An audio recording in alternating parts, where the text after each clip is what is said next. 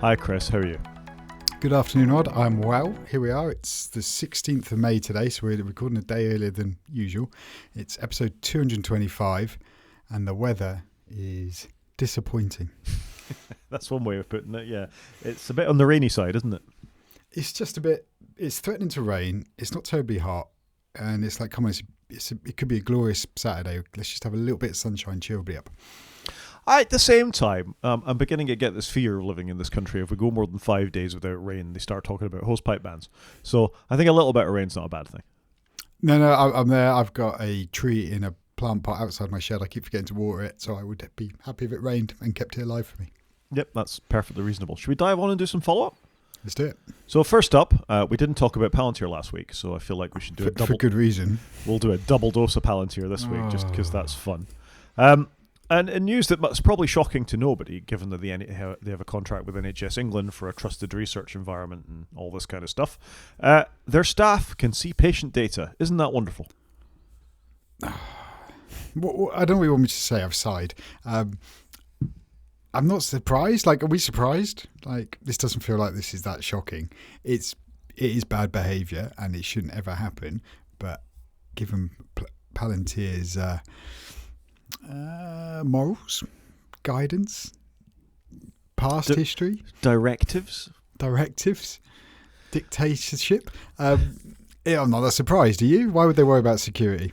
Well, it's not security so much as, they can just promote their admin users up to, which those of us who've worked in IT know the admin can see far more in general cases than is generally accepted, I think. However, when you have a company from another country that's owned by the CIA, or at least started by the CIA, this shouldn't surprise anyone. I mean, on some level, I kind of assumed they had it all anyway from various hooks and, data cooperation and all the rest of it anyway. But on the face of it, this is very bad. If you are a citizen of the United Kingdom, you would have no expectation that a random administrative user from another company should have access to your patient level data. And I think that's my problem. Is all right, they might be blessed and have done the courses and all the rest of it. The question would be, why do they need it?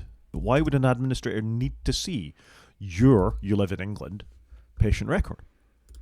Yeah, this to me is just not good practice, right? And I think you can tell the maturity of a company where they've got good controls in them. We know they're holding all this data, but they shouldn't have access to it. So for a long time, I've been in charge of a few IT departments, and I've never had admin access to anything. Why would I need to see our customer data? Why would I need to see our financial data? It's not my job. My job is to make sure the system's there, they work, but you shouldn't have access to it. And we employed the same with our administrators. They'd have the minimum amount of access to data they needed to perform support, but they shouldn't be able to see everything because that's not the right answer.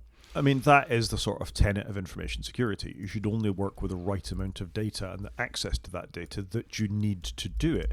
And certainly the GDPR and the Data Protection Act kind of hinge on those concepts that if you've got ethics or you work in a job such that you need to be able to see patient data in order to do it, that's fine. If you don't need to see patient level data, then you shouldn't see it. And what makes this worse, really, is that these federated data platforms are meant to be pseudonymized. You put data into them so that you can carry out research or work on them so that it isn't identifiable data for those researchers that are going to be using it. So seeing the identifiable data before it goes into the pseudonymized platform, I think, is a problem. And I mean, we see a lot of just hand-waving about this, isn't it? We've had stories about government ministers saying this is a bad thing, and then they sign another contract, and it all feels very muddled. And the next story we're going to deal with makes it worse. Why are we making it worse, Rod? Well, I think we're making it worse because you've got some really sensible people in Greater Manchester going, we want no part of that. Yeah, I can understand that. And we did touch on this, didn't we, last week, I think, where there is starting to become a little bit of a revolt. There is a bit, and I think patients themselves probably want no part of this, but it's just we had other news this week about there's going to be a single patient record. This is what's going to happen in England is they're going to try again. There was a programme just when the Tory government came in I want to say 2010, 2011, that time, the intention was the National Programme for IT was going to deliver a single patient record. It was sort of the last legacy of the previous Labour government.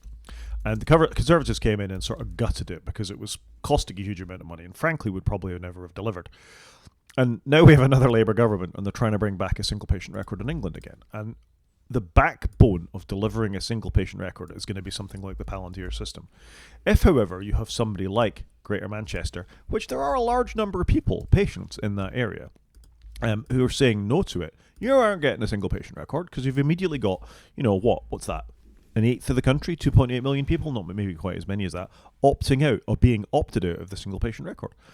I just think this is problematic all around for lots of reasons. If the NHS can't get its act together enough that it can deliver a single patient record, where are we now? 2026? How long have we been talking about electronic digital patient records that follow you around the country? Scotland has been doing it for the last 15, 20 years. What is going on? It's mad, isn't it? You thought we'd have the tech for this. I guess I don't know a huge amount about it because I don't work in that field. I've been very fortunate up until now. I don't have to go to the doctor too often or the hospital, but it is crazy. I would have just thought this would be a given. Do you know what I mean? And I haven't changed where I live, to be fair, either. So I haven't had to move around. But this does feel like a nightmare in a world where people do move around and we do have cool tech. But the dream is that you break your leg in, Bournemouth. Thanks, mate. No. Do you know where I'm going on Tuesday? All right. So you break your leg in Bournemouth by accident for whatever reason. You stepped out in front of a motorcycle. You've broken your leg. And you're on some sort of medication. I don't mean you. I just mean whatever. That hospital can look up any drugs that you're on, so they know you're already on blood thinners. They give you something else instead. Yeah, and understand anything that you're allergic to and Yeah. No, it all makes sense, and I can't believe we don't have this world. We do in Scotland, but I mean it's been interesting. I mean a few meetings where they've been talking about a single European record. Would have been in European countries, and think how much harder that is. We can't do it across health boards in the UK. Imagine trying to do it if you're in Czechoslovakia and your records are in Portugal. Wow. Yeah, it's not good, is it? It's really not good if you think of how unbalanced tech is. I mean, even with the NHS now, there's unbalanced tech. So there's a lot of talk about this. I just wonder about the practicalities of it ever actually getting done, given how complicated the English NHS is, particularly. It's been done in Scotland. It's sort of done in Wales. It's not 100% done in Wales, but there's a lot more people in England and a lot more health boards, so I'm not surprised about the complexity of it. No, agreed. But it's one of those things where I assumed it was already there. No, it's not already there. And then you've got, Manchester opting out, and then you've got the CIA potentially underpinning the whole thing, and that's I got lots of problems. CIA opting in. Yeah. Let's talk about some tech for a change. Yes, let's go on to some tech. I like tech. It's meant to be a tech podcast, so let's do the odd bit of tech. MacBook Neo, good news. Apparently, there's more in stock or more coming. The TSMC has ordered more A18 Pros, and there might be a few more out there. I'm still amazed this has caught Apple blindsided a little bit. We're in a RAM storage crisis. Prices are all going up. They release a super cool, colourful looking laptop. Can't believe people want it. And it costs like half the price for an iPhone. And they seem to, like I say, have been blindsided by this. My son still wants one of these, and I've told him he's got to get earning to get one. But I kind of want to help him get there because I wouldn't mind one in the house to have a play on. You could almost say it's Ramageddon, Chris. Ramageddon, my lord. I'm amazed that hasn't been uttered before now. I've just said it, and I thought I must have seen that somewhere. I don't think I can claim credit for that. But so I saw one of these in the wild a week before last. I think I mentioned it in last week's podcast, and a colleague of mine just ordered one for his wife. So they're out there. They're getting out there. The thing is, if you're in a world where you've got a bit of disposable income, this isn't too much of a stretch when you're used to dropping $1,000 on a phone or sign up for that sort of thing. So I'm amazed that they're amazed of the demand for this because people are struggling to buy these things, right? And also, I mean, can't remember. We did put it on the news about what Google released this week, but it's quite a good, it's a good entry-level laptop. It's well built. It's got a nice screen. It's got a good keyboard. Fair enough, the keyboard's not backlit and it's a bit constrained on RAM and stuff like that. But we've got by with 8 gigs of RAM forever in the Mac side of things. And if all you want is a bit of light word processing and send some emails and surf the net, perfect. I completely agree. When I come to replace my wife's MacBook Air M1, I don't know. This might well be in the mix now. I don't know. I mean, I'd be looking at a refurb M2 Air is what I'd be thinking of. She's probably going to get my M4 is what I think is going to happen. She'll be right. But your boys, the ones that want to play computer games all day, that's what they want. But he's got his gaming machine. I think he likes the appeal of this. Like the first reason I went to the Mac was it was a new operating system, a new way of doing stuff. That was quite exciting. How often do we change operating systems these days? Not that much. Well, I've tried to do. You do. Actually, every 5 minutes for me. I mean, it's interesting, isn't it? I mean, we'll talk a bit more of this kind of stuff in the main show, but when you think of what your requirements are for a computer, if you work with computers, then you've got a very specific set of skills that you want to achieve with it. So, like your job, you might need access to email, and you might need access to PowerPoint and maybe Excel, and you're good to go. You probably don't. You literally know my job. Yeah, you probably don't. My job, I need to be able to do some coding in R or Python. I need the internet. I need remote desktop environments to connect to secure servers and all that kind of stuff. And email. Everybody needs email, right? Sadly, maybe we should put that in tech we don't want. We could live without email. No Slack or Teams, please. But once upon a time, if you'd asked me to list that, then one of the things that would have featured really high was gaming. I'd want to be able to do gaming on my computer. It would have been Quake or Doom or Portal or whatever it was I was playing at the time, Civilization. Now I can do most of that with a games console. So I think that balance shifts depending on what else you've got in your life, really. So it's interesting. Yeah, I think you're right. There was a time when you used your computer for everything, and now we have multiple devices to do multiple things. Yeah, I mean, you could do your email on your phone if you were really pushed. A lot of people do. Let's talk about that later. Last for follow-up, and we talked about the EU mandating browser choice, particularly on iPhones and things like that, but also on computers. This was a ruling of the Microsoft court case way back in the day that they couldn't just default to Internet Explorer. They had to offer browser choice. This is what killed off the original Mozilla browser, wasn't it? Was Internet Explorer. Apparently, EU browser choice has sent millions more users Firefox's way, and I think that's terrific. Yeah, that is terrific, isn't it? It's got to be. I used to use Firefox all the time, but I stopped using Firefox. I think when I went to Safari, it never really did Chrome. I don't know why, just didn't gel for me. So I would be really happy to see Firefox carry on, and if they're getting more users, all the better. And maybe this is where they need to differentiate themselves. I think it's great. I mean, I'm on Safari at the moment for now, but let's face it, I cycle around my browsers every 3 weeks or so anyway, so it doesn't make an awful lot of difference. But on Linux, I use Firefox. I don't even think about it. And after last week's story where Chrome is installing a 4 gigabyte LLM file on your computer at the best, or your phone at the best of times, I think Firefox is a good, middle of the road choice. Yeah, no, I completely agree with you. Fair enough. Should we do some news? Let's do the news. So, I think we've talked about facial recognition stuff in the past. It was coming. Well, it's very much here. This is a report from the Metropolitan Police in London that their fixed facial recognition cameras are finding suspects every 35 minutes. So the trial of this in Croydon secured 173 arrests. And on one level, you're like, yay, less criminals out there. On another level, Big Brother is really beginning to watch you, isn't it? 100%. I mean, like you say, yay. It's mixed feelings there, isn't it, I think? There is, and let's face it, we know a little bit about this because we've been reporting on it, about how poor the recognition is for people from other ethnicities. That that it's particular profiles of people that these have been used to train on. So it makes me slightly unnerved. I think it's fair to say. I mean, I've seen them when I've been going to gigs or sporting events or all the rest of it. There's vans here in Wales with facial recognition cameras, and they're badged as such. That if you happen to be walking into an event, they might get you on the way in. Fixed cameras are a different thing. It makes me think of Minority Report. Yeah, no, I'd agree with that. It's scary tech. It is, but this story, which is from the Register on May the 13th, among these 173 arrests was that of a 36-year-old woman who'd been wanted by police after failing to appear at court for an assault in 2004. I mean, that's really catching up with the crimes from the past, isn't it? Yeah, what's the data retention here? It feels like going on a long time, right? Lifetime. I mean, America has that statute of limitations on crimes, doesn't it? I don't know if we have the same thing in the UK. We're not lawyers. Yeah, no, I don't know the answer to that, if I'm being honest. Yeah. Did you catch any of the Android stuff this week? Only because you sent me some stuff through. I'll be honest, I didn't really know it was happening. I just caught a bit of a video that I skimmed through that you sent me. I can't remember what the YouTuber's name was, but he was very good, and it looked interesting. So I was hoping this might be the chance where you bring me up to speed with what's going on the other platform. It's all a bit vague, to be honest. So they released some stuff about Android, and Android itself isn't actually changing very much, it must be said. I think this is Android 17. I'm beginning to lose track of all the various Android versions. This is 17, and the look and feel of it, with the exception of a little bit of liquid glassy looking stuff, I must say, on the interface, doesn't look that different. What is different is all the AI. Unsurprisingly, they're beginning to jam into it. And this will probably only apply to the latest Android phones, but basically Gemini, and they've christened Gemini Intelligence, which sounds familiar, is going to be a thing that's coming to Android that will do things like create my widget. So you'll be able to design a widget that goes off and, I don't know, give me the countdown to the Everything Electric show that's coming up in Cheltenham in 6 weeks or something like that, which, by the way, I should talk to you about because I quite fancy going to.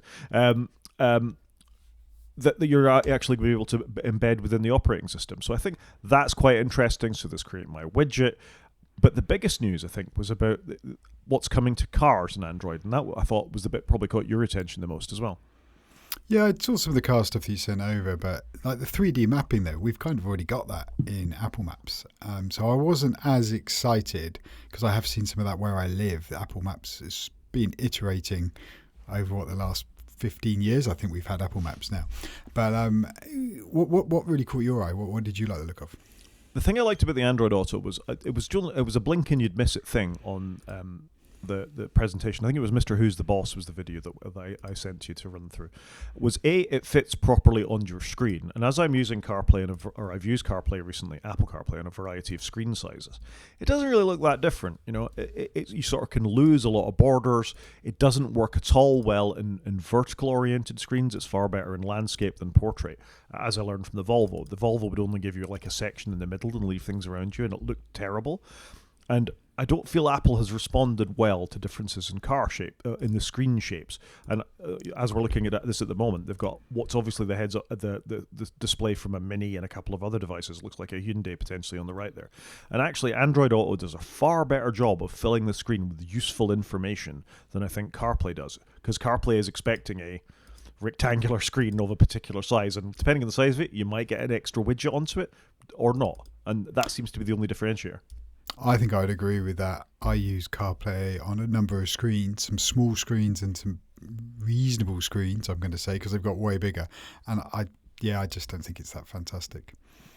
Yeah, however, one thing I thought looked and I was really impressed the last time I used Android Auto when I was using it in my previous vehicle, when I was running the Pixel again, was the lane direction. So as you get to those motorway junctions with like 6 or 7 lanes and you're not entirely sure which one you're meant to be in, the directive for what lane you had to be in was far clearer than what you get on Apple CarPlay.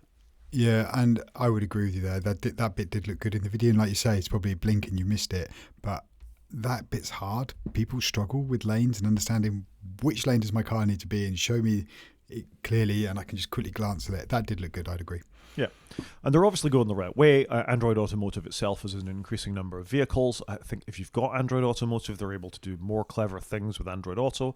So you and I have both driven electric vehicles. If you run CarPlay, you don't get the integrated electric stuff from the car injected into your app. This is one of the reasons apparently the Tesla CarPlay app has been so delayed. So, for example, if you're driving a VW ID3, the ID3 has a heads-up display in its higher models, and the only way you'll get the arrow to indicate which direction to turn in is if you're using the car's own mapping software. However, I believe if you're running Android Automotive and it's fully supported within Android Auto, get these things right, then that would be supported on the heads-up display of these vehicles. So, for example, if you had a Polestar, your range checks and things like that would be built into your Android Auto app, not just the automotive one. And I think that's pretty cool. Yeah, that is cool. I do like the sound of that, but I don't have an electric car anymore. So no, but this tech isn't only on electric cars, is it? Let's face it. As cars True. are getting more and more integrated, and that's pros and cons as well. I watched a thing this week about Hyundai. Apparently, the Ioniq 5 and the EV6 are trivially easy to steal unless you install a software update. Like, for the sake of a 10 grand box, you can steal as many Ioniqs as you want, and that's bad. It really affects your insurance premiums. But the basic tech that's in that is probably in most Kia vehicles, because, all right, you've got unlocking that's on your phone or on your wireless key fob or whatever it would be. There's a lot of commonality between ICE cars and EVs these days. Yeah, that's fair. And this is like the next iteration of your phone taking over the dash, in that you still want some information from the car, and that's where they've got to make that bit work, where we're using your media and your mapping, but you need a bit of car data as well to join it all up. So it does make sense.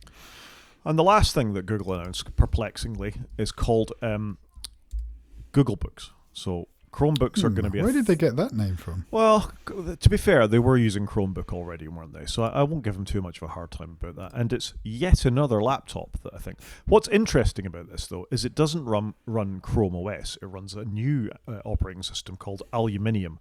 And I'm deliberately saying aluminium, not aluminum, because apparently it's Android Linux something operating system is the beta name for it. It's quite a cool name when you think about it. It's that ability to run any Android app at native resolution on one of these laptops. Now, the laptops, we have no specs for them yet, but this just feels like a logical evolution. Rather than running two operating systems, you run one, and where have we heard that before? Yeah. It's quite interesting, though, their play here. I guess... I don't know. I'm curious to see what they're going to do here, because we did get the Pixelbook a while ago, didn't we? And I never saw one of those. But their play here is interesting. I don't know. Are they going to struggle? Because, we've seen people fall out of love with iPads and things. Is this now the time to bring Android to the desktop? I'm doing desktop in inverted speech marks. But yeah, I don't know. I'm curious. I thought this was odd. I didn't see this coming. Was this rumoured beforehand? Yeah, I think there was an operating system called Fuchsia we talked about 3 years ago, which was like this beta operating system that was knocking around in Google that some people got to see on some of the smart displays that were, for your home counter, Gemini Intelligence type thing. I think it's an evolution of that. It's now called Aluminium, and it sits there. There's no hardware. The only sort of thing that they showed as part of this is if you're on an image and you wiggle the mouse pointer, it will do some intelligence stuff on what it is you're looking at on the screen. So we're obviously really embedding intelligence, because of course they are. Is that what the wiggle the pointer? I did hear about this on the podcast, and I was like, what are they on about? Wiggling the pointer. So now I understand. That's the wiggling the pointer. It's reactive depending on what the pointer is over at that time. Which if we are going all in on LLMs, is clearly the way that we're going to be. If you've got a Word document open and you wiggle your pointer on it, then off you go. It's going to start giving you some. I don't know. What does it give you at that point? Does it give you the Gemini, or does it give you Copilot? I have no idea. Do you think that's going to be like the shake to undo, and it was a good idea at the time, but becomes less of a good idea? I don't know. I mean, let's face it. Scroll to refresh is still very much a thing on iPhones. Some of these things stick. Pull to refresh. Pull to refresh. That's what I mean. Yeah. Okay. Fair enough. Yeah. Maybe we'll all be doing it. I'm curious to see how that one's going to land. I mean, it's all a bit mysterious, isn't it? And Google have a history of releasing hardware products that don't necessarily go anywhere. If you think of what they did to Nest particularly, and what they're doing to Fitbit, although there was news there as well, I don't think they're doing a great job. And my question would be, if I'm a school that's got a lot of Chromebooks, what does this mean for me? Are you stepping away from Chromebooks? Is this yet another way of us getting Google on a desktop? I don't know. Yeah, it does feel it. Like I say, you kind of need them to make a statement and not do an Apple thing where they release a few things and don't say what the fate is of others. It's gonna be interesting to see. Maybe everybody's going to be using Google Books in time to come. It's interesting, and considering this is a podcast about tech stuff, this is new tech stuff that we haven't seen before, and I think at least there's something interesting happening that they're trying to do. Yeah, that's fair, mate. Moving back to our more traditional things that we talk about these days, though, a big data breach happened. Our university uses this. It's called Canvas. It's a sort of education platform that's bought from a big American provider. Lots and lots of universities and schools use Canvas for managing homework, lectures, presentations, doing all that kind of stuff. It seems in this case, if you read this article from the Register, that actually they managed to extort money out of the company as well. So it feels like they got away with it. I don't know, I hate to say it, maybe some identity here as well. Apparently it's solved as far as many UK universities are, but I think there's more to come on this. The extortionists claim to have stolen about 3.6 terabytes of uncompressed data, including usernames, email addresses, course names, enrollment information, and messages, and that could be very identifiable in some cases. Yeah, it's not good, is it?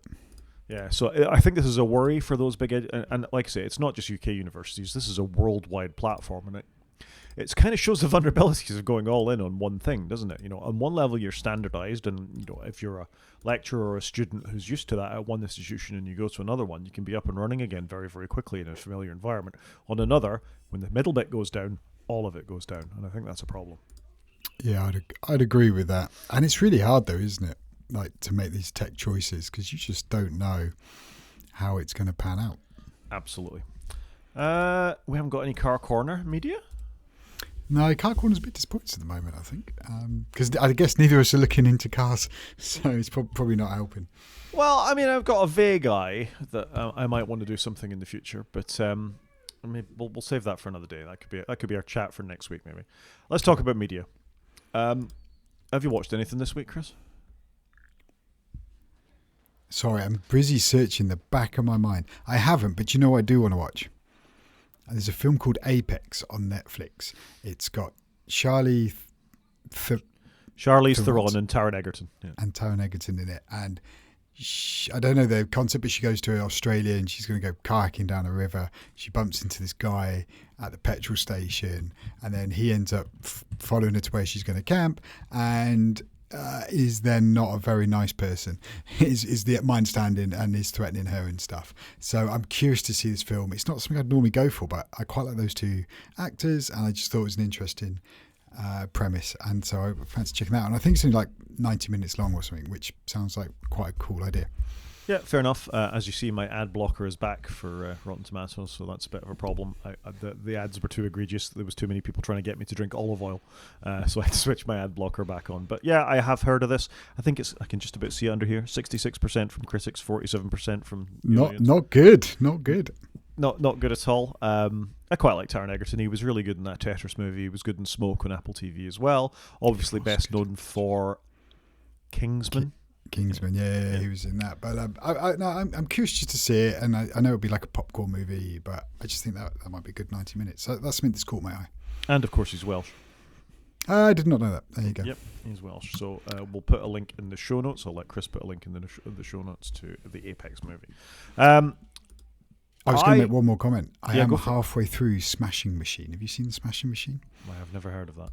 It's got Dwayne Johnson, The Rock, and Emily Blunt in it, and it's about a UFC fighter, which is basically where you fight the other guy in the ring and you can use whatever you want. It's good. I mean, Dwayne Johnson's amazing in it, to be fair to him. And when you look at him and the guy he's portraying, the likeness is uncanny. So I'm only halfway through, so I don't want to pass comment on it. But yeah, really good. Oh, interesting. I have, because I remember thinking, why has The Rock got hair? When I saw the poster for this movie, so I have heard of it. So maybe I should give it a go. If we're talking about things we'd like to watch in media rather than things we have watched, I'm kind of hankering to see a thing called Legends. With Steve Coogan. I watched the BAFTAs last week, and I think he was talking about that on the carpet. It's got an interesting cast. It's got that guy out of the series of books you like, The Cormorant Strike. Oh, thing. Yeah. Tom Burke. Tom Burke, yeah. Tom Burke, Steve Coogan in it. And it's kind of, it's been described to me as like a British The Wire. And The Wire is one of my favourite things of all time. So this is a Netflix show, which is problematic for me, but I'll cross that bridge when I come to it. I just think this looks quite interesting. It's about border control officers, who normally stand checking your passport when you come into the UK, being retrained to be undercover agents with no extra pay, no overtime, and no real warning. So I quite like the look of this. Yeah, no, that's quite an interesting hook to get you in, isn't it? So, yeah, I might have to check that out. So it's Legends. Okay, and when does this come out? 7th of May. Oh, so it's out. Yep. It's just one of these things I'd heard about in the back burner, but great cast. Apparently it's really well scripted, and I'm quite keen to see this, I think. Yep, okay. That's one to go on the list. I have, however, re-engaged with a bit of music this week. In the same way you're fully into sorting yourself out in your music and how you listen to it on iPods and things like that. I took a wander through the new releases on iTunes, which I rarely do these days, I must say. And I was delighted to see that a band from my youth, Social Distortion, had dropped a new album called Born to Kill. And I am delighted. And it sounds exactly like you'd want a punky band from the 90s. Not quite grunge, but they're very much their own sort of punky thing to sound. And the title track, Born to Kill, is just terrific. I'm not sure I've ever heard of Born to Kill. Social Distortion. Okay.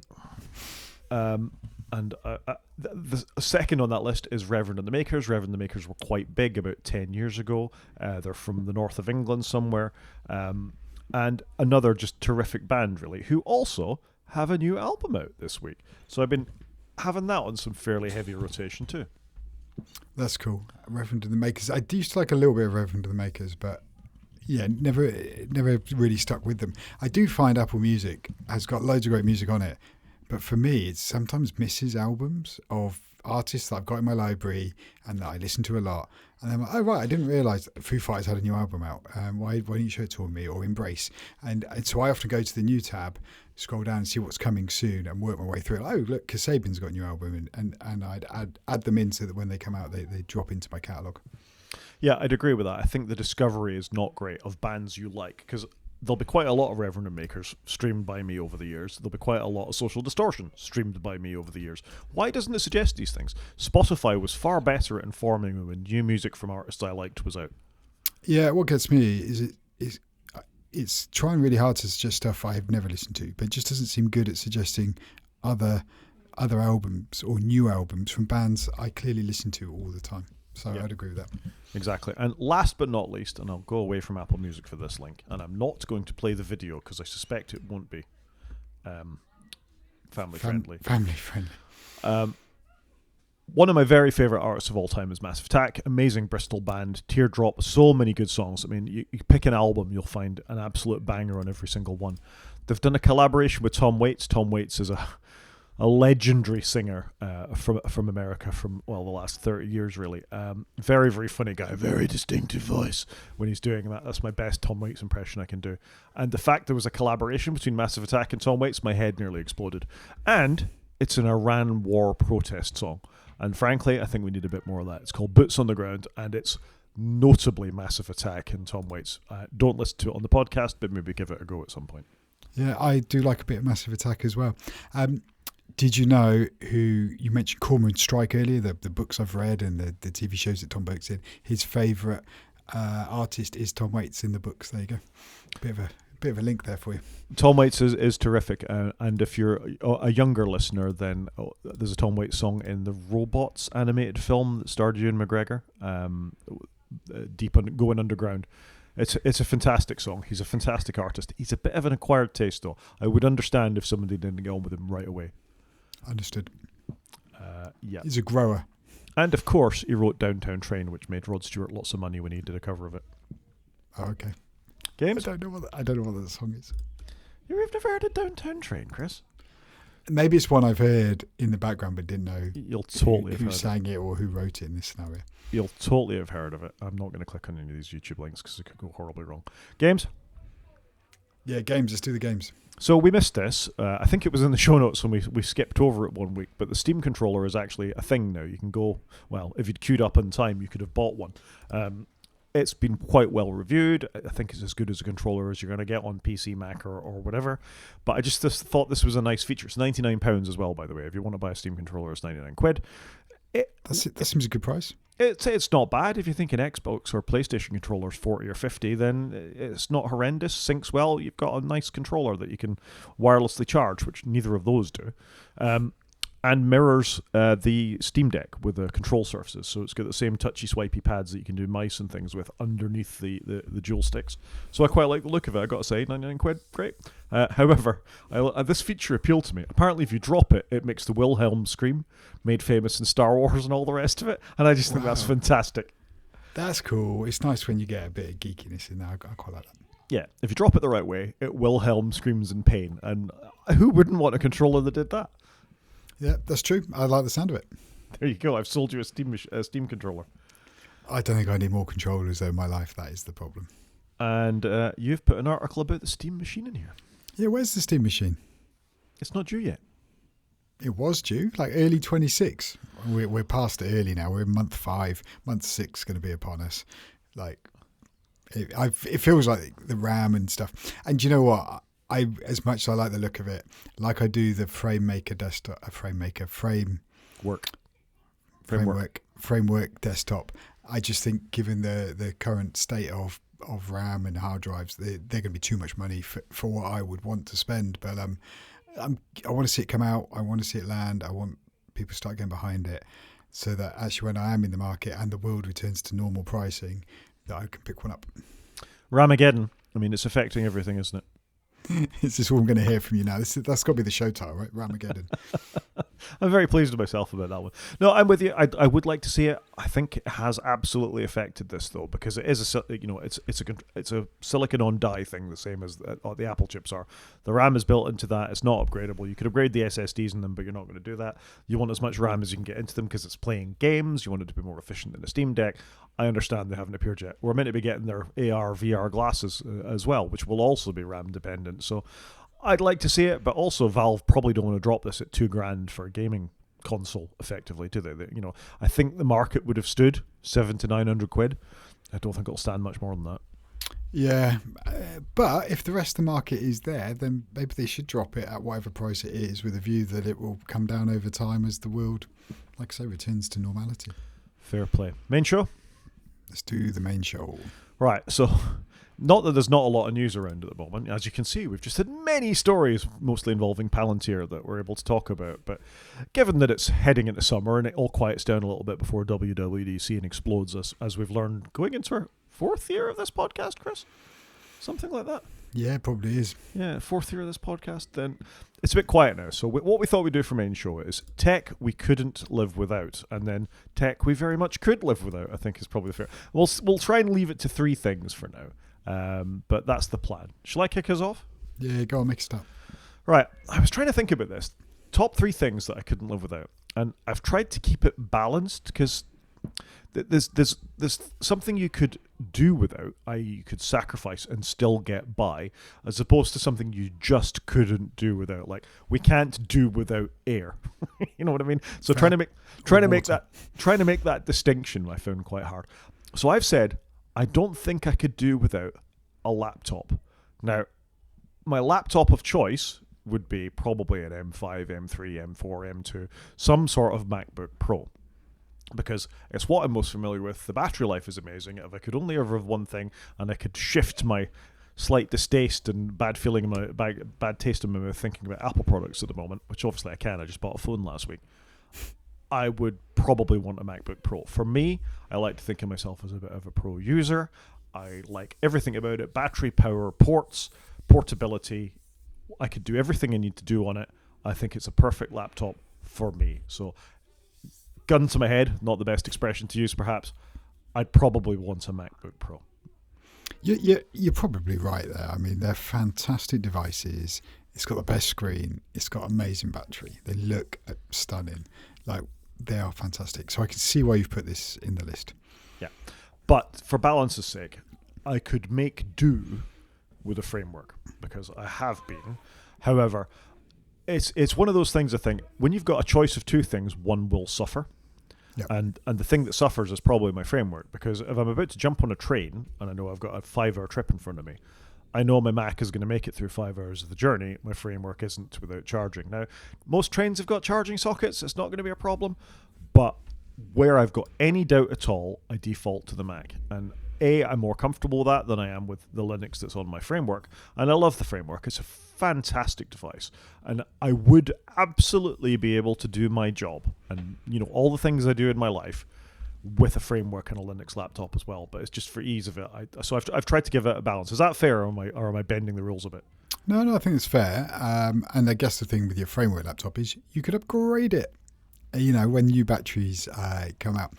And I do get your point. Like, I go on a train quite often to the north, and there's only sockets if you sit by the window seat. They don't put them in the middle, which they do on the GWR trains that we often get. And I hadn't realised this, and I was like, oh, there's no way of me charging without annoying the person sat next to me, and I haven't got a very long cable, and I just made do, was where I ended up. So I do get it. I think that's quite a good balanced view, and I put something similar in, like, we do need mobile tech, and recently I've gone back to the iPad for work reasons, so I put the iPad Pro in for me, because I do love my iPad Pro. And that was my equivalent of, laptop. We need to have a laptop in this world. You need something with a reasonable size screen to get job done. And obviously with a laptop, you can plug it into a bigger screen. So that was my one here that I really couldn't do without, I think, some form of mobile compute that's not on a phone size screen. And cellular is the big hook for me on my iPad. I love having cellular on the thing. Just open the lid and off I go. I'm not going to question this choice too much for the second part on my list, I don't think. So I might just skip over everything you've said. I understand why you've picked a device with cellular in it. Yeah. I know I can use another smaller thing that's also in my pocket, but I just love having it on the iPad, and I open the lid and off I go, and I don't have to faff with it. Okay, let's just park that for now. So the second thing I don't think I could live without from a technical point of view is a phone. So much of life these days is dependent on a phone that my bank won't let me authorize some payments unless I blink into its screen. If I want to pay for parking, in some places it's the only way you can do it because it's an app and they don't even have a payment machine there anymore. I check my work email, I check my personal email, I message people, I send pictures, all the things that you do. I take pictures. Chris and I were chatting before the show about a car show. I sent him some of the lovely cars I'd seen last week. That instant communication that you've got with your phone and the expectation of the world in general that you have one, I'll WhatsApp you or message you or send you an email about that later, is just a requirement of living in the modern world. I think it's almost impossible in many walks of life to get by without a mobile phone, a smartphone particularly. I think that is fair. Sometimes I wish we didn't have them so that we could step away from work or not be contactable and go and enjoy a walk, hence why I have bought an iPod. But I'm with you. I think the phone is the thing. Like, how often do we take a photo just because we've got the phone on us? Like, that's just revolutionary. And photos, I can just take a photo of that menu or that thing or whatever it may be, or catch the picture of my kid doing this thing that you wouldn't have done 30 years ago. So completely agree with you. Phone is indispensable. I 100% agree. It would be nice if we didn't have to. I mean, you and I are old enough, we can remember a time where we go, we'll meet at the cinema at 7 o'clock, and you just met at the cinema at 7 o'clock, and it wasn't a big deal. Nope. So, of course, it's not like air. However, it makes so many things easier in the modern world that it's really difficult to do without one. So, to that end, and again, I've tried to be balanced about this. I've obviously just bought an iPhone 17 Pro. I think it's an excellent device. Again, gun to my head, I don't need a Pro phone. I could probably have got by with a 16E, 17E, or some older iPhone. However, its integration with the laptop that I've just decided I've got all the time makes it so easy that I think an Apple phone is probably the way to go. I would pick a 17 Pro again. I think it's a terrific device. It's got a nice balance between weight, size, performance, battery life, camera quality, all the things that you sort of value in it. And there is a status side of it slightly. I mean, that's why I think the orange iPhone 17 Pro has been such a hit this year, is that you do stand out from phones that have come before. There's definitely a status element to phones these days. And just for balance's sake, I think the Pixel 10 is probably, and the Pixel 10 Pro is probably just as good a phone as the iPhone 17 is, frankly. My experiences with my 7, what I've seen of other people using 8s and 9s, leads me to believe that it's a very well-made device from a relatively good manufacturer where the software is updated, it takes good videos, good intelligence, can do all the things you want to do with a phone, pay for your parking, do your bank. And I've been able to live with an Android phone for a month. So frankly, I think you've got to have something like that in the modern world. Good-looking phone too. It is a good-looking phone. It's very simple, and let's face it, phones are more or less the same these days. Yeah, they have all coalesced, like monitors did, and computer towers. They've all coalesced around the same sort of thing. Same with laptops, really. Everything's kind of ended up at the same place. Yeah. For me, I think it's about being comfortable with the only two choices you've got. You're going to go Android or you're going to go iOS. And I can make that transition. I'm not a phone reviewer. I'm not like a Marcus Brownlee or a Mr. Who's the Boss who does this day in, day out and gets to try the new hotness. But it's like airlines. If you only get a choice of two, you need people to pick the other one when something upsets you. So I'm quite glad I've reached a place where I can do that. I could sit in Linux. I can sit in Android. And be productive and get things done without just thinking I'm missing this, that doesn't work. And I think that's helpful. I don't think I've ever used an Android phone for longer than 5 minutes. That's quite a thing to say. For the whole time the iPhone's been out, I've been on the iPhone bandwagon. Fair enough. The last thing, I don't think I can live with it, and I've really, really struggled with this, because I was like, what about an Apple TV? What about a streaming service? What about my music collection? What about, there's so many things you could do. What about an electric toothbrush? But you can use a manual toothbrush. It's really difficult to think of three things that you think you'd really struggle to do without. So this probably isn't the best choice I could have made, but it's what I came up with. And the third one's hard, though, isn't it? Because you've done your computing platform, you've done your mobile compute, which are the two things most people have, and I know a lot of people don't always have a laptop. But you're right, the third one's then trickier because you're then into, is it my television? Is it my gaming? Is it something else, and I'll let you explain what you've gone with. Yeah, and the thing is, if it's not a television, I can do it on a laptop, or I can do it on my phone. You know what I mean? The choosing the laptop gives you the power to do things. So what I have picked is my NAS. Now, I think any NAS would probably do it. I've picked my UNAS Pro in this case, and I think you also have a UNAS Pro, am I correct? I have exactly the same one as you, because I think it was similar money to like the 4, but it's got 7 bays. So I had to count for a moment then, 7 bays. And so I did pick up the same one that you've got. Yeah, so it's a 7-bay NAS from the networking company Ubiquiti. It does exactly what it says in the tin. It has good security. It gives you RAID setup on your disks, and you can share links and keep your stuff backed up. Well, RAID is not a backup, but slightly more robustly stored, may be the right way of saying it, and then you back it up somewhere else. One of us had a power cut, and one of the hard drives died in the NAS, and so I bought a replacement hard drive, which was eye-watering, but I had a little choice, right? So I popped it in, and it just sorted itself out. And it emailed me to tell me the drive had gone. It's a fantastic piece of kit. So I'm slowly replacing the hard drives in it, but they are so much money. Yeah, I'm a little upset I didn't do this a while ago. I had a similar experience when I had an older refurbished hard drive in the NAS. I had built my own NAS out of an old Dell server. So I recycled some of the drives from that when I got the UNAS, and it immediately told me, this drive has been running for 74,000 hours or something like that. It's really on its last legs. It's got this many bad sectors. Replace it soon. It kept warning me. I got one in the post. I slapped it in, thought about it for a couple of days, rebuilt, all was fine. So I think they're very straightforward. Well, for you and I, they're very straightforward machines. But I used Synology NASs for a long time before this, and I think this is a better piece of hardware. It's certainly better built. And I like the software. I don't have as many bells and whistles in terms of apps I can install and all the rest of it, but I don't need that. I just want to be able to share links and store files, and it does that perfectly well. Yeah, agreed. And then I use my Mac if I want to do anything with the storage. So no, I'd agree with you. I think this is a solid pick. It is a lot of money. I mean, it's £500. It is a great device, though. Yeah, without drives. And again, in the spirit of things I can't do without, I can build one of these myself out of an old computer with a couple of hard drive bays now. I think I need a NAS. I could understand why lots of people wouldn't. They'd be happy to leave their files in Google Cloud and their picture in Apple Photos and yada, yada, yada. I want more control over my data, and this gives me that. Yeah, I was probably in the Apple Cloud bit for a while, and I've come back round to doing this now, and I'm slowly working on putting more of my data on it and building my data back to where it used to be. I think I had 10 years where I just didn't want to deal with it, and now I'm actually I do want to deal with it, and I do want to have a bit more control and be a bit more techie. So I've come back around. So you've already told us your first pick. What's your second one? Like you, I went with the phone. I love my orange iPhone, and this is the obligatory bit where I hold it up to the camera. I just think it's a great device. I'd love it if it was a bit smaller, a bit thinner. Yeah, the blue looks good too, right? They nailed the colours this year. I love this device.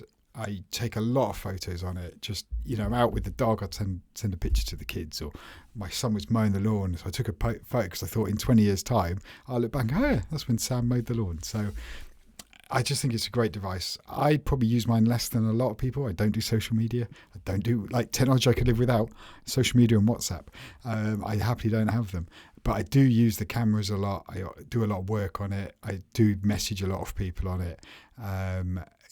So I do use it a reasonable amount. But equally, I can step away from it when I need to. But I would struggle to exist in this world without that phone, because you do need, I pulled up today, I paid for my car park on it.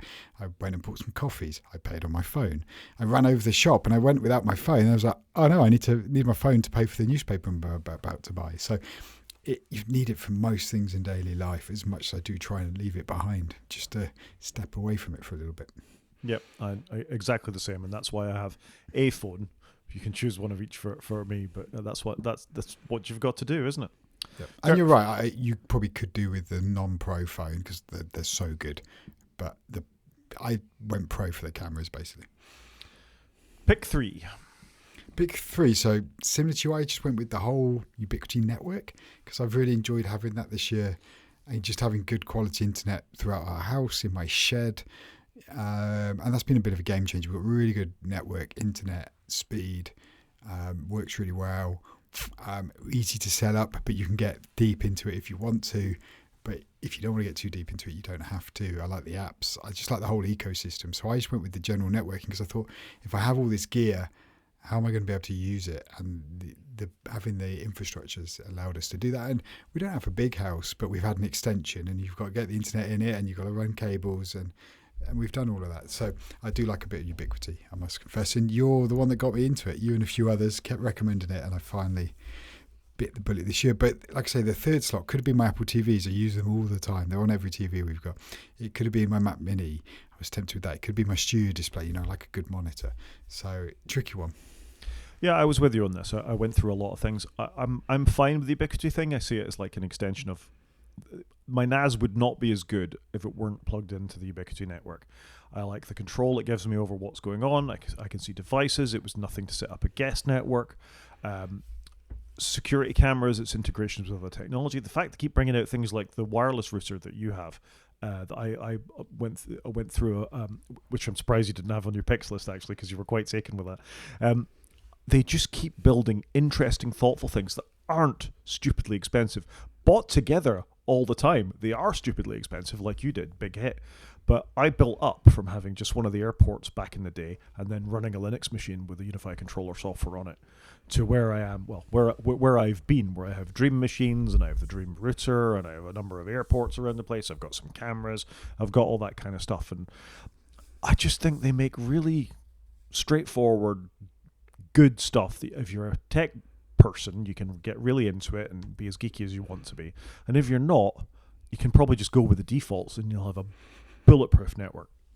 Yeah, I'd agree with you there. And I think I went too long without investing in any tech, and therefore I paid the price of having to replace quite a lot of things. Whereas now I can just add to it or modify it slowly over time. But yeah, I've spent a little bit of money and time getting it how I want it, but I'm really chuffed with how it's all ended up. Yeah, and I think you should be. And what really amazes me is every so often I'll click on their website and they'll have like a what's new page and there'll be a bunch of stuff. I saw this as we were setting this up today. Remote control key fob. What's that for? Is that for opening doors and stuff like that? There's always new things coming along. A Unified Dream Machine Beast. A 25G cloud gateway. Wow, who needs that? It's got built-in hard disks. It's just the stuff they put out is like nerd heaven. It really is. Yeah, I'm with you here. I think it is nerd heaven, but it is accessible, and you can start off small, but it does run then the backbone of everything else that you do. So I've got on board with it. Yep, we're there. I'm just looking at your other picks here. My struggle with deciding tech that I couldn't live without is what I kept coming back to. It, how close is it to air or water or food? That genuinely is the product you're picking something that could be replaced with something else, and that's why I tried to pick an Android or an iOS device, a framework or a MacBook Pro, and obviously you could replace your network with other things as well. But what you want to do is make your life as easy as possible, in the sense that you want it to be reliable, and I think we've both picked things that are reliable. I didn't pick an Apple TV because I can just stick my laptop. I can plug my laptop into a television or just watch it on its screen. I don't need an Apple TV.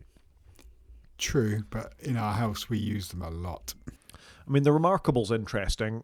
I understand why you like it, but surely a piece of paper or your iPad can do that anyway. So it's not an essential, and that's why you haven't picked it as your thing.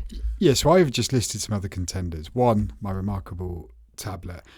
The reason I don't use my iPad is because generally I'm using my iPad to do a Teams call, and therefore the screen's taken up. I can't have it on my lap, otherwise the camera would be pointing at my nose. So I've got my Remarkable in there, and that's really stuck with me. I use that in every meeting. I popped in an iPod Classic because I've just bought a refurbished one recently. I popped in the Switch 2, but I dip in and out the Switch 2. Some days I'm using it all the time, other days I'm like, or weeks I go without playing it. I haven't touched the PS5 for a while, but occasionally I'll dip in. And I put smart home in as well, because some of the smart home stuff, like having the doorbell ring down here and I can tell the delivery person, just leave it in the porch or whatever. And I've got cameras so we can check the chickens have gone to bed and stuff. So I could have gone with that, but I didn't. It's all additive, but I could live without it. So speaking of things we can live without, I can quite happily live without Microsoft Windows in any of its flavors. Now, don't get me wrong, I have to use it for work, but if my job didn't require that, I have no requirement for it at all, and I think it should be replaced and ditched as quickly as possible. I have it on my gaming PC with Steam and Battle.net or whatever it's called in GOG, and I've just got it probably for convenience. I probably could walk away from it, but I would need to do a bit of work, and I just haven't had the inclination to get to that yet. You've done the Ubiquiti thing, so I think its time is coming. Possibly. I've got a bit more work to do on other projects that I've half started. So no, I agree with you. I could probably do without Windows. I say get Bazite on there, which is a gaming focused Linux distribution, and just let it be. Yeah, okay, Bazite. Okay, I'll have to check that out. But Windows can go. I have no need for it. I have no need for any of its features, and I certainly don't want all the jamming down my throat. So Microsoft Windows can do one. Yeah, I'm there. I'm just a little behind the curve, I think. The iPad, I could absolutely do without an iPad because I've got a proper computer that I can turn as a general purpose computing device that I can do anything I want to, and I can plug it into a network, I can tether it to my phone, or I can find Wi-Fi. It's convenient, don't get me wrong. If I'm on a plane and I don't have a lot of space, or I'm on a train and I don't have a lot of space, then it takes up less space than a laptop does on the tray in front of you. But it doesn't do anything that isn't done better by something else, and I think that's my problem with the device, is that it's adequate, and ooh, isn't it nice hardware, and ooh, isn't it thin, and all the rest of it. But it's just taking up a slot in my bag that my laptop can do better, or my phone can do better, because they're more convenient.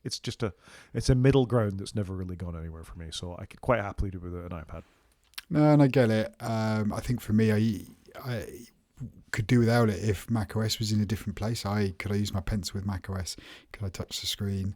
I enjoy that part of it. Cellular should 100% come to macOS, and that would remove that one. But the iPad for me, I use it. Sometimes I draw on it. I do the puzzles in the paper. I dock it. I do a Teams call.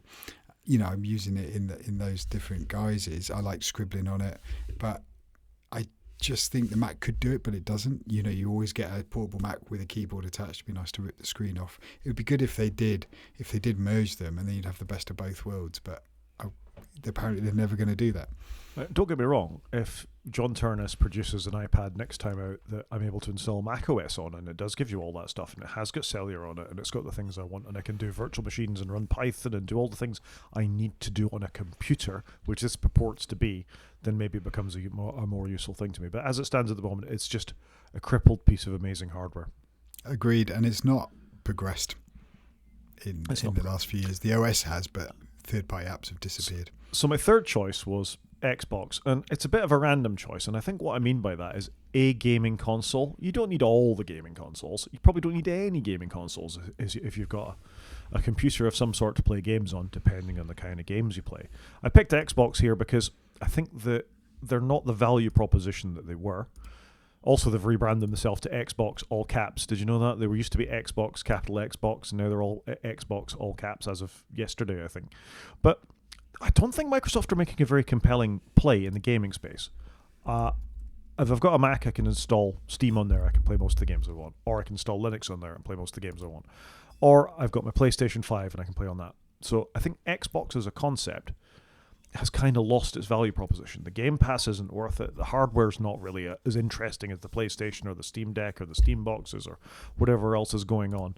And it's just become a bit of a meh. And I think that's a real shame, because if ever there was a brand that had a chance after PlayStation, it was Xbox. More so than Nintendo. They had such market share and such a centre in people's minds that's gone away. And you and I recommended the Xbox Series S as a product of the year about 3 years ago. So look how quickly they've fallen.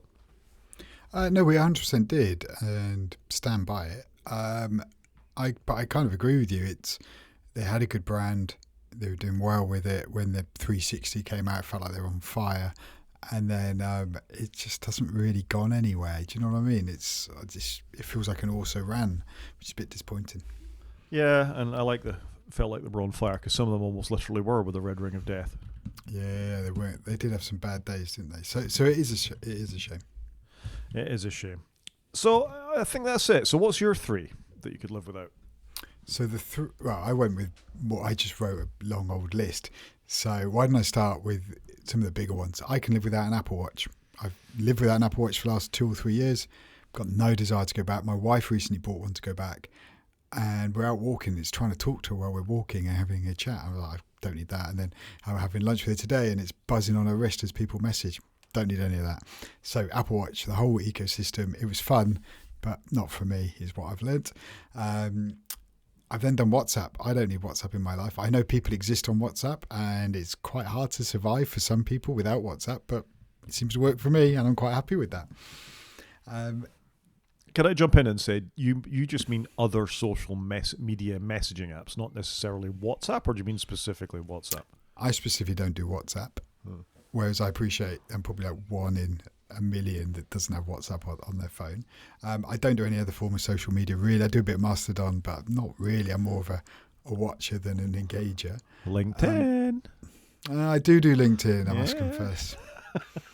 I've seen you on LinkedIn, so I know you do LinkedIn.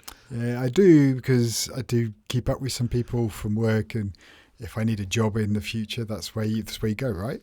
So LinkedIn's probably one I do, but I'm not like an extrovert poster on it. I mean, LinkedIn worries me because I think it's full of psychopaths, who, in the sense that, fire all your people, I want to be in at 4 o'clock and I want to leave at 9, and this is how you develop your team. And, when the 23-year-old said he had a games console, I said, go home and get rid of your games console and work harder for me. And there's a lot of that kind of sort of vibe you get on LinkedIn, and that bothers me. For me, LinkedIn's more just seeing what colleagues are up to and wishing them well and things. Occasionally drop them a comment, but no more than that. Fair enough. What else? Next one for me was Apple car keys. I used to have Apple car keys to unlock my car. Actually, I haven't missed it at all. I've realised that it was cool tech, but I'm fine without it. And I've kind of done the same with bike tech. I don't think I need a bike that's got any tech in it. I know you had a bike with tech in it, but I just think actually I'm all right with my bike just being a bike. I don't need a battery in it. If I've got a pedal, I don't do a huge amount of cycling, but I get the benefits of it. But I think for me, I'm actually quite enjoying sometimes just to go in low tech. I think the Apple car keys thing is interesting. That I spent a long time, too much time, trying to get working on my Volvo, and then it eventually worked. And then it irritated me because the car was outside the house, and I'd walk out of the house and I'd go get something in the garden or something, and the car would unlock, and I'd see the lights come on in the dark, and I'd be like, "Ooh, the car's unlocked!" And as you're walking away from it, you're hoping it's going to lock again, and it actually adds a little bit of uncertainty. You almost want to keep your phone in a box so it doesn't activate your car, because we were just talking about how easy it is to steal Hyundais. What if there is some criminal parked outside just waiting for you to come out of your house because they notice your car's locking and unlocking and unlocking and unlocking? It's a concern, and I think is it the NFC? It's not NFC. What's the technology? Ultra wideband that actually registers where you are in 3D space. The fact that you're walking up to the car and about to grab the handle and then it unlocks might work better. But the general, I've just got a card in my Apple Wallet that knows to unlock the car when I'm in vague range of it, is actually more problematic in many ways. And it wasn't reliable, was the thing that would get me. Every so often you'd walk up to it, grab the handle, and it wouldn't unlock. And that's even more infuriating. At least with a key, it unlocks. No, I'd agree with you. And I didn't have one that opened on proximity. I just had to hold the phone next to the car handle, the door handle. But I can live without it. It's been fine. And so I think I've learned, actually, I don't need as much tech as I once had in my life. If you said this to me 15 years ago, you're going to shun tech in your 40s a little bit, I'd have been surprised. But here we are. Because I think there's a balance to be had. In next week's episode, Chris and Rod shout at clouds. Or live in tinfoil huts. Tinfoil huts? Tinfoil hats. Well, I'm no make the whole shed tinfoil so that I've become a Faraday cage, like in Enemy of the State. Gene Hackman. There you go. So there's a few things for me. Yep, go for it. App of the week this week is GNOME, not GNOME like the desktop environment, but GNOME, which is just a little thing that lives in your taskbar and will let you send GIFs to anything that you're using. So just before the show started, I sent Chris a good to go. It's just a neat little app. I presume Lex has vibe coded this, because I don't think he is really a developer. He's got one other app in the App Store, Lex Puzzles or something like that. He can be heard on the I've forgotten the name of his podcast. He's also a podcaster. He's a big YouTuber. Used to work for Amazon. He's quite an interesting guy that is worth listening to. Lex Friedman. Not Friedman, but Friedman. He's got a doppelganger who's called Friedman, who's sort of a slightly right-wing maniac, I think. And Lex is absolutely not that. And I can't find his podcast, but it's quite funny. Wow, The Rebound. So The Rebound. Oh, I have heard of that. Yeah. I've never listened to it, but I've heard it. It's pretty good. It's a bit more sweary than our podcast, but they generally do Apple stuff, and it's just three guys.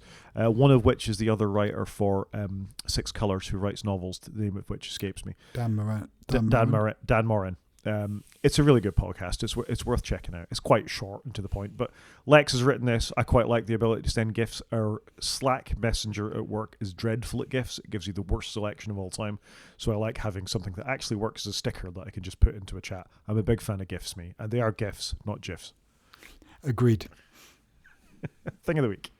So I've gone for another iPod. I know I did an iPod a couple of weeks ago, but I actually went on eBay and bought a refurbished iPod. So they've taken an iPod 5.5. The 5.5 is important because you get the games with the 5.5. Apparently this has got the Wolfson DAC on it that's meant to be really good. Who knew? But I went and bought one of these where they've put a new back on it. They've put new batteries in it. The hard drive's gone, and it's got like a little board inside that's got SD cards in it. And it's 256 gigs. And it's really nice. It was a couple £100, but I'm actually just quite enjoying having a good iPod that's just music, just very simple music. Looks great, and you can kind of see how Apple got to some of the iPhone stuff from where they'd gone with the iPods. With the scrolling lists where you go through to the detail screen and going back and stuff. So you can kind of see how the iPhone came to be a little bit. But I'm really enjoying it. And it is cool, and hopefully I finish buying iPods now, because I bought 3 iPods this year, which I wasn't planning back in January, but I've just enjoyed my little foray into it. I did look at modding them myself, but I was worried I'd break stuff, so I bought one pre-modded. Yeah. They're very small in there. I did once try and fix an iPhone. I think it was the iPhone 7. I tried to fix the charging port was gone, and it was a disaster. It went horribly wrong. Yeah, interesting. Do you think this time in 2 years you'll be one of those people with the really sort of cut down phones that only do messaging and maps, and you've got your iPod and your tinfoil hat on, and where will we be? My phone's quite cut down already. I think my big problem with the phone is like sharing stuff with my wife or my family. I think for me then to come out of the Apple ecosystem is going to be challenging. I do like their hardware. I do like the software. I'm looking forward to WWDC. I think I'm just trying to occasionally just step away from it all, because how often do we take our phone out and just go to the news website or play a game just because we're bored? Sometimes it's nice just to be bored and let your mind wander. And I think with having the iPod, I've got back into my albums that I used to love so much. So I don't know, and it's just a bit of a hobby, isn't it? I like tech. There's worse things I could spend some money on, and so I'm just trying to do something I enjoy, and sorting out my music and having my music just how I want it has actually been quite enjoyable. Not having all these different, if you go to Blur's latest album on Apple Music, there's 6 different versions. The deluxe one, the one with this, the one with that. I was like, I just want the canonical version of that album. I don't want all these different versions. And it cheeses me off, because sometimes it will play a song when you're driving in the car, and it will stream it because it's on a different album, even though you've got the same song on an album you've got downloaded, and then it cuts out because you haven't got signal. So I'm going to get back in control. It's taken me a while, but I'm sorting my music out, and I think I'm at the point now where I'm going to hose my Apple Music and just go with all my iPod music. So I'm getting there. Congratulations to you. Look at us. The midlife crisis continues. Yeah, absolutely. I think we can call that a show, Chris. I think so. So if anyone wants to get in contact with us, Rod is at G5Miniac at Marston.Scott. I am at _CJP at Marston.Social. You can watch on YouTube by going to wakefromsleep.com and clicking on the YouTube link, or you drop us an email at wakefromsleep@protonmail.com. Talk to you next week, Chris. Cheers, Rod.